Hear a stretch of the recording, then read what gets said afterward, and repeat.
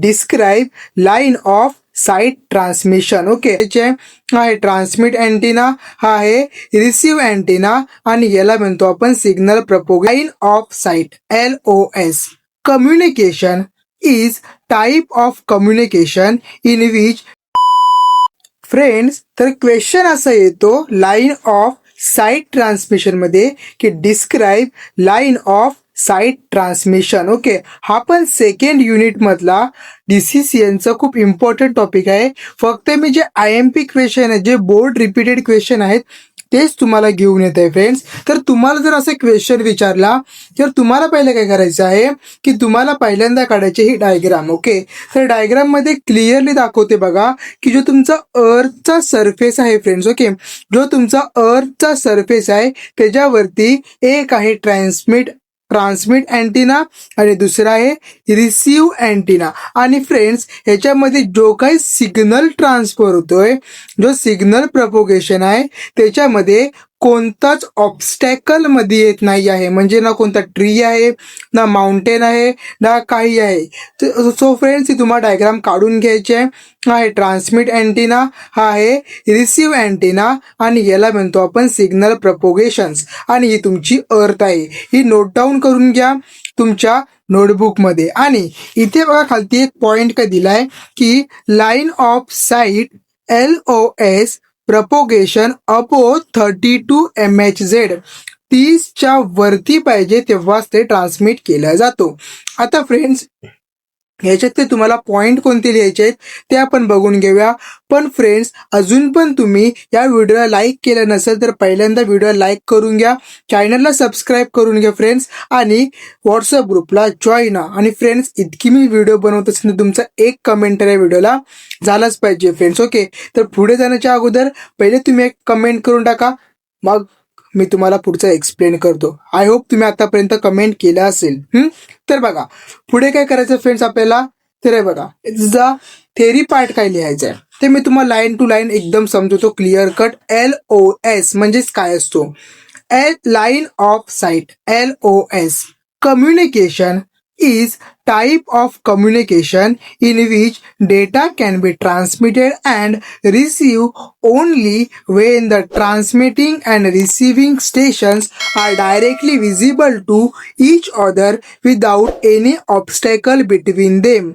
So friends ह्या पॉइंटचाच अर्थ काय आहे की आपण डायग्राम मध्ये बघितलं की जो ट्रान्समीटर होता, हा बघा तुम्हाला मी परत दाखवतो, डायग्राम बघून घ्या म्हणजे तुम्हाला समजून जाईल परत. ते काय म्हणलंय फ्रेंड्स की communication between the transmit antenna and receive antenna without any obstacle. याच्यामध्ये कोणताच ऑब्स्टॅकल म्हणजे ट्री नाही आहे, माउंटेन नाही, काहीच नाही. विदाउट एनी ऑब्स्टॅकल ते एकमेकांना काय आहेत, विजिबल आहेत फ्रेंड्स. तोच पॉइंट इथे त्यांनी सांगितलेला बघा फ्रेंड्स. काय पॉइंट बोलले ते की line of sight communication is type of communication in which data can be transmitted and receive only when the transmitting, जेव्हा ट्रान्समिटिंग अँड रिसिव्हिंग, जे ट्रान्समिट करणारे रिसिव्ह करणारे station are directly visible to, म्हणजे directly दिसत असतील एकमेकांसमोर, each other without any obstacle between them. त्यांच्यामध्ये कोणता अडथळा किंवा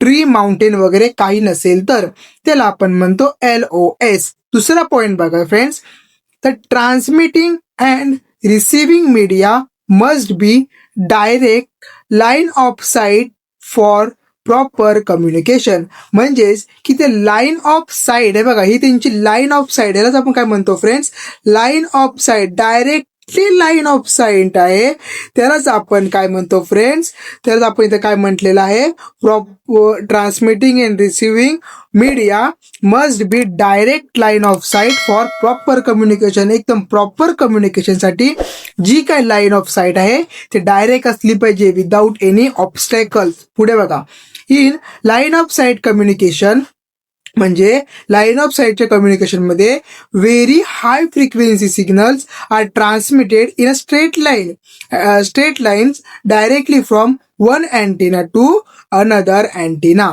समजला? म्हणजेच की काय, इन लाईन साईड कम्युनिकेशन मध्ये हाय फ्रिक्वेन्सी मधला सिग्नल, एकदम हाय फ्रिक्वेन्सी मधला सिग्नल काय केला जातो फ्रेंड्स, ट्रान्समिटेड केला जातो. ओके, हाय सिग्नल काय केला जातो फ्रेंड्स, ट्रान्समिट केला जातो. पण काय म्हटलं बघा, इन स्ट्रेट लाईन, कशामध्ये पास करतो, स्ट्रेट लाईन, डायरेक्टली फ्रॉम एका अँटेना पासून म्हणजे ट्रान्समिट अँटेना पासून टू अनदर अँटेना म्हणजे रिसिव्ह अँटेना पर्यंत.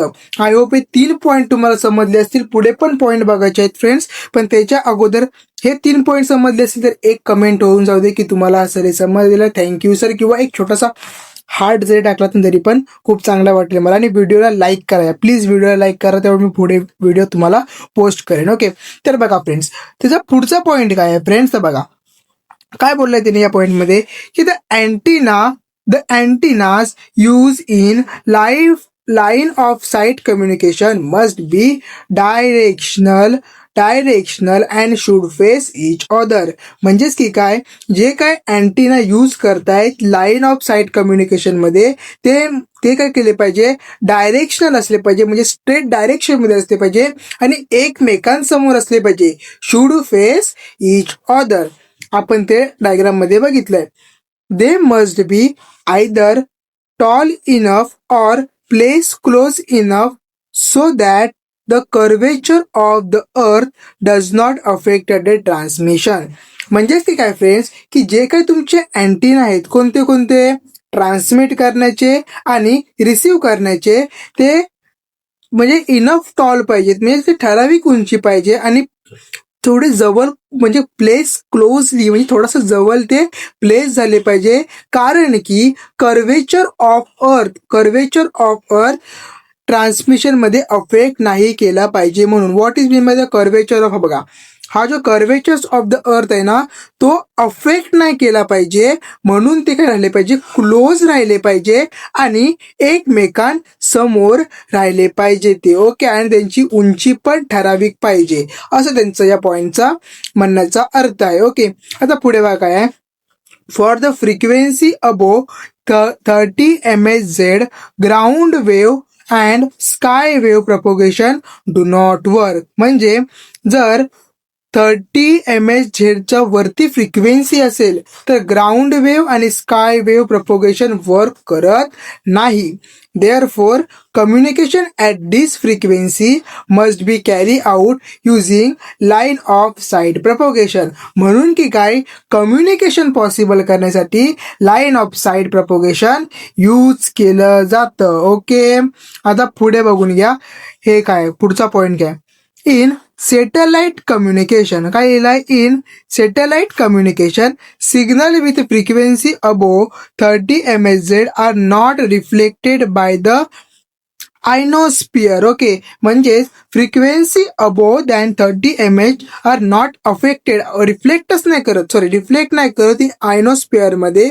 Okay, hence this signal can travel directly between an earth station and satellite that is within the visible in horizons. Okay, so हे काय station काय करतात, travel करतात directly within त्यांच्या visible होरिझन मध्ये, म्हणजे जे काही विजिबल असतील त्या अँटेनाज मध्ये. फ्रेंड्स, आपण पुढचे पॉईंट, अजून 2 पॉईंट असतील ते पण बघून घेऊया. पण त्याच्या अगोदर तुम्हाला काय करायचंय माहिती आहे, मला माहिती आहे काय करायचं आहे, लाईक करायचं आहे व्हिडिओला आणि कमेंट करायचं. ओके, व्हॉट्सअप ग्रुपला जॉईन, नंतर नोटीस मिळणार नाही तुम्हाला. ओके, तर बघा पुढे काय, पुढे बघा लास्ट 3 पॉईंट ते समजून घेऊया. For ground based communication system the transmitting and receiving antenna must be within and effective line of site each other. म्हणजेच जी लाईन ऑफ, म्हणजे ग्राउंड बेस्ड जो कम्युनिकेशन सिस्टीम आहे ना, the transmitting and receiving antenna must be within the effective line. म्हणजे transmitting and receiving antenna आहेत ते एका effective लाईनमध्ये ते स्ट्रेट झाले पाहिजे, दोघांच्या एकमेकांच्या समोर असले पाहिजे, तेव्हाच तो कम्युनिकेशन पॉसिबल होतो. If any obstacle such as building, hills or trees comes in the path of transmission, the line of sight propagation will be disrupted and communication will not be smooth. म्हणजेच की काय friends यांनी बोललेलं आहे की जर कोणतं बिल्डिंग, हिल्स और trees come in the path of transmission म्हणजे ट्रान्समिशनच्या मार्गामध्ये जर बिल्डिंग हिल्स अँड ट्रीज आले तर line of site propagation disturb होतो आणि कम्युनिकेशन स्मूथली वर्क होत नाही. Since line of sight signal can travel only over the short distance, this type of communication is mainly used in infrared and microwave transmission. So friends, since line of sight signal can be travel only over the short distance, म्हणूनच की काय friends की जो तुमचा line of site signal आहे हा short डिस्टन्सवर ते use केला जातो, शॉर्ट डिस्टन्सवरती प्लेस केला जातो. And this type of communication is a mainly use for कोणासाठी यूज केला तो इन्फ्रारेड अँड मायक्रोवेव्ह ट्रान्समिशनसाठी. कुणासाठी? इन्फ्रारेड अँड मायक्रोवेव्ह ट्रान्समिशनसाठी हा यूज केला जातो. ओके, आय होप तुम्हाला समजलेलं असेल लाईन ऑफ साईट ट्रान्समिशन काय आहे. 4 मार्काला फ्रेंड्स तुम्हाला काय करायचं आहे, ही डायग्राम काढायची आहे आणि मी जितके पॉईंट तुम्हाला इथे एक्सप्लेन केले तितके पॉईंट तुम्हाला लिहायचे आहेत. ओके सर, व्हिडिओ आवडले असेल तर लाईक करा, पुढच्या व्हिडिओसाठी सबस्क्राईब करा आणि कमेंट तर झालाच पाहिजे फ्रेंड्स. ओके, तर मिळूया पुढच्या व्हिडिओमध्ये. तोपर्यंत बाय बाय.